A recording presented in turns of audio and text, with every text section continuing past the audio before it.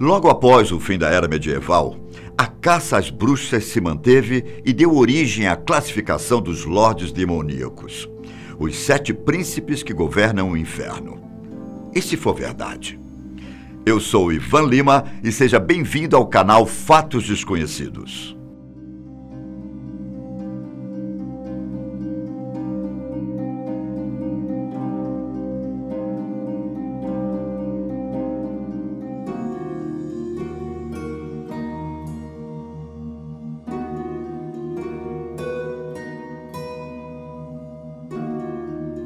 Tão sangrento quanto a Era Medieval, o período que lhe sucedeu também foi de muita violência no continente europeu, onde o extremismo religioso fez com que as pessoas enxergassem demônios e bruxas em tudo.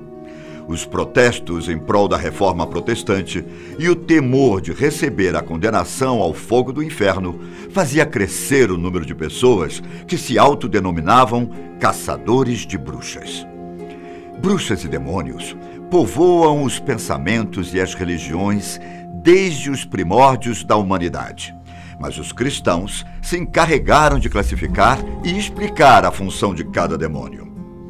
Entre os escritores que se dedicaram a esmiuçar o inferno mítico estava Alfonso de Espina, o bispo católico franciscano espanhol, que em 1467 classificou os demônios por tipos, entre eles duendes, druides, íncubos e sucubos. Um século mais tarde, Peter Binsfeld traz uma nova classificação.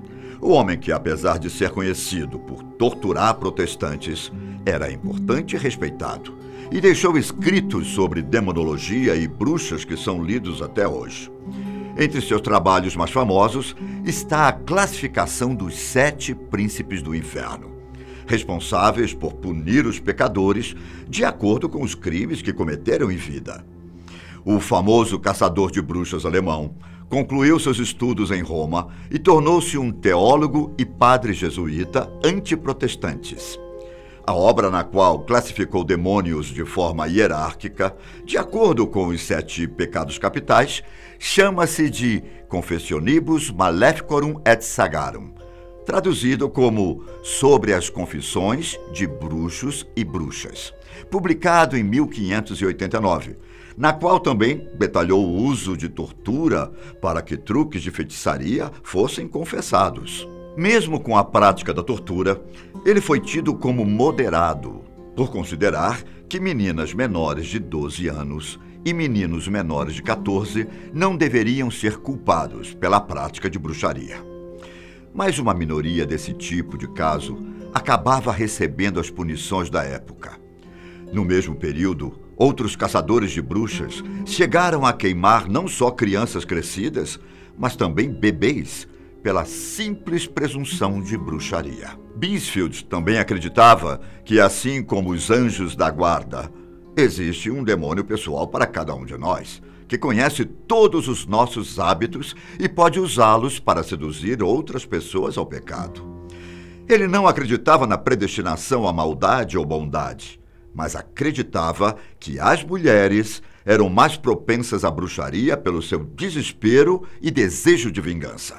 A obra na qual explica a hierarquia demoníaca assemelha-se à inglesa Lanterna da Luz, diferindo ligeiramente, mas também baseando-se nos pecados capitais, representados por Lúcifer, o orgulho; Mammon, a ganância; Asmodeus, a luxúria; Leviatã, a inveja; Belzebu, a gula; Satanás, a ira; e Belfegor, a preguiça. Até hoje, ninguém pôde provar a existência do inferno, mas, de acordo com os dogmas religiosos, é um lugar de onde não é possível escapar.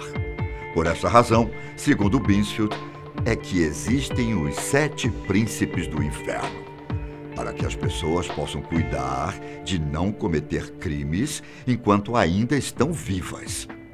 Apesar de existirem, aparentemente, pelo bem da humanidade, eles não seriam as melhores criaturas com quem alguém gostaria de fazer amizade. Então, o conselho de quem entende do assunto é que você seja cuidadoso com seus atos e não se torne um criminoso. Do contrário, Conheça a partir de agora com que tipo de seres você pode ter que lidar depois que partir dessa para pior. De acordo com os relatos bíblicos que a maioria de nós conhecemos, as legiões de demônios tiveram início com a queda de Lúcifer. De acordo com o historiador Johannes Ierus, quando Lúcifer foi expulso do paraíso, levou consigo outros 2.400 anjos maus. Ao chegar no inferno, havia 11 príncipes, cada um deles governando 6.660.000 demônios. O que, ainda de acordo com Ierus, tornava o inferno um reflexo do céu. E enquanto querubins e arcanjos representavam o bem, logo abaixo, Lúcifer nomeou os mais cruéis anjos caídos para liderar diferentes setores do submundo. Pelo pioneirismo e liderança como anjo caído, Lúcifer é o primeiro na hierarquia de Beansfield e representa, segundo o escritor, o pecado e o orgulho. Entre os demônios, ele é o mais conhecido pela maioria das pessoas. Para Beansfield, devido ao seu status, Lúcifer normalmente é confundido com Satanás, mas não se trata da mesma criatura. Abaixo de Lúcifer vem Belzebu, o guloso, conhecido por vários outros nomes, inclusive Senhor das Moscas e Baal. Belzebu é tido na Bíblia como chefe dos demônios e foi classificado por Beansfield como representação da gula. Na Bíblia e nos livros apócrifos, ele também é colocado um nível abaixo de Satanás. Acredita-se que a classificação de Beansfield sobre Belzebu, representar a gula, vem de associação bíblica do personagem com as moscas, por também representar doenças relacionadas ao consumo de cadáveres. Mammon, o ganancioso. A palavra Mammon significa riqueza, por isso também é associada à ganância. E o demônio com este nome é responsável por torturar os gananciosos. Ele também seria um anjo caído, e isso se deu devido à sua valorização das ruas de ouro do céu. Segundo Beansfield, ele também atrai pessoas através de promessas de riqueza. E apesar dele não detalhar seu processo de tortura, é bom que você não cometa o pecado da avareza. Afinal, acredito que ninguém tenha a curiosidade de conhecer a ira de um demônio, não é mesmo? Asmodeus, a luxúria. Seu nome significa demônio da ira, mas Beansfield preferiu chamá-lo de lascivo. Foi ele o encarregado de matar os 7 maridos de Sara, no apócrifo de Tobias. E também foi dito no livro de Salomão que está sempre tramando contra os recém-casados. Se só a representação da sua imagem com 3 cabeças de diferentes animais já é de deixar qualquer um amedrontado, você também não vai querer ter o desprazer de conhecê-lo, não é? Leviatã, inveja. O nome desse demônio na tradição judaica significa grande monstro marinho. Além deste, vários outros significados são dados a ele. Leviatã também foi príncipe do inferno e tinha a função de punir os invejosos.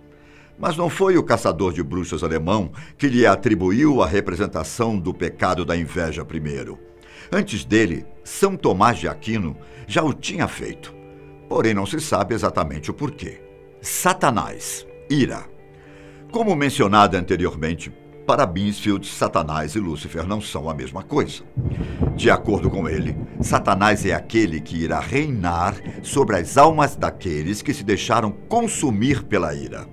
Assim como Lúcifer, Satanás também é um anjo caído, por ter se posicionado contra Deus enquanto estava no céu. Seu nome significa o adversário. No caso dele, adversário da humanidade. Talvez por isso que ouvimos muitos religiosos chamá-lo de inimigo.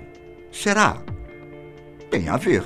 Afinal, ele é a pura representação da ira, pois, de acordo com os religiosos e com a própria Bíblia, ele é mesmo uma criatura irada com relação aos seres humanos, refletindo exatamente as características do pecado com o qual Beansfield o classificou.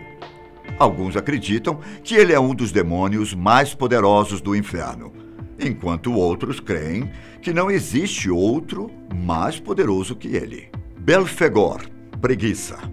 A imagem desse demônio não é uma das mais intimidadoras. Para saber disso, basta conferir sua postura e saber que ele é normalmente retratado estando num banheiro. Seria esta a razão de Binsfeld tê-lo classificado como o representante do pecado da preguiça? Não sabemos, mas ele já foi desenhado com associações a orgias e também a gula. Podemos dizer que este é um demônio bem confuso quanto à sua personalidade, não é mesmo?